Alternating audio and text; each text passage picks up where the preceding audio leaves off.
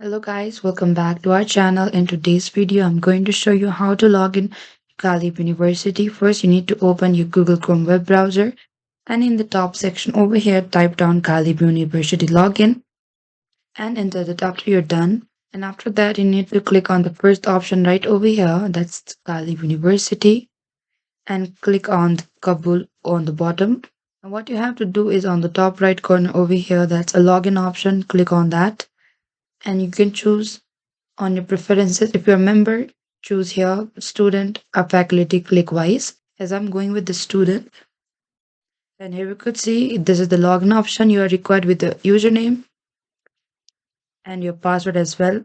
And click on this blue font, and then you'll be successfully logged into your Ghalib University. And this is it, guys. Thank you for watching this video. I hope I could help you. Don't forget to like, subscribe, and hit the bell notification icon for more upcoming uploads.